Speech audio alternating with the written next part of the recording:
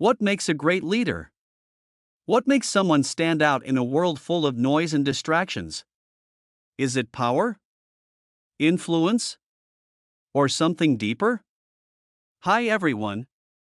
Welcome to the channel. Today, we're diving into a powerful concept that goes beyond fame, wealth, or status.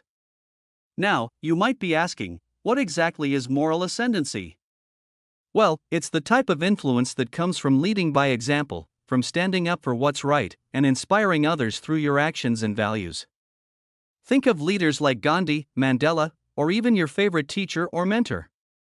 What do they all have in common? They don't just tell people what to do. They show them through their integrity and courage. In this video, we'll explore how moral ascendancy shapes leadership, impacts workplaces, builds personal relationships, and even influences societies. We'll also look at what happens when moral ascendancy is lost and how to regain it if we ever slip. So, let's get started. Moral ascendancy refers to the influence or authority a person or group has over others due to their perceived moral superiority, integrity, or ethical leadership. It is not necessarily about holding a formal position of power but rather about inspiring trust and respect through one's character and actions. For example, a leader who consistently acts with honesty, fairness, and selflessness can have moral ascendancy over their followers, even if they do not have official authority. It is often associated with leadership, credibility, and the ability to persuade others based on ethical standing. Would you like to discuss this concept in a particular context, such as leadership, politics, or personal relationships? Moral ascendancy is a type of influence rooted in ethics, integrity, and righteousness. It allows individuals or groups to lead and command respect, not by force or coercion, but through their moral standing and personal example. Key aspects of moral ascendancy: ethical authority. Unlike legal or positional authority, moral ascendancy comes from doing what is right and just. People with moral ascendancy lead by example and gain respect through their principles and values. Trust and credibility. Those with moral ascendancy earn trust because they are perceived as fair, honest, and selfless. Their words carry weight because they align with their actions. Influence without force. Instead of imposing their will, individuals with moral ascendancy inspire and persuade others through their moral strength. This makes their leadership more enduring and respected. Consistency in values. Moral ascendancy requires consistency. A person who preaches honesty but engages in corruption loses their moral authority. Resilience in adversity. Often, moral ascendancy is most evident in times of crisis. A leader who remains principled despite hardship strengthens their influence over others. Examples of moral ascendancy in action: leaders like Mahatma Gandhi and Nelson Mandela. They influence nations not through force but through their moral leadership and unwavering principles. Parents and teachers, when they lead by example, their guidance is more effective than mere rules or punishments. Workplace leadership. A manager who treats employees fairly and stands up for ethical practices earns loyalty and respect. The loss of moral ascendancy. Moral ascendancy is fragile.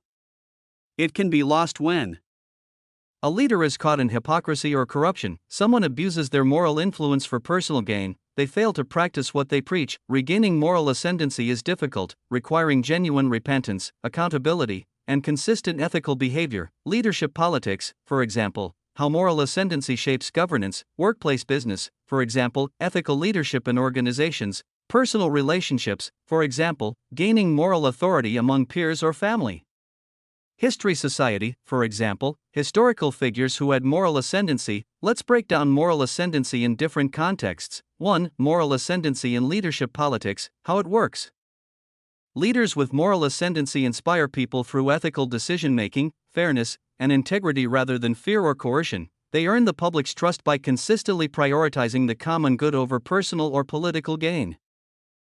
Examples: Mahatma Gandhi led India's independence movement through nonviolence and moral conviction. Nelson Mandela united South Africa by promoting reconciliation instead of revenge. Abraham Lincoln maintained moral authority during the U.S. Civil War by upholding justice and equality. What happens when it's lost? When politicians become corrupt, dishonest, or hypocritical, they lose their moral ascendancy.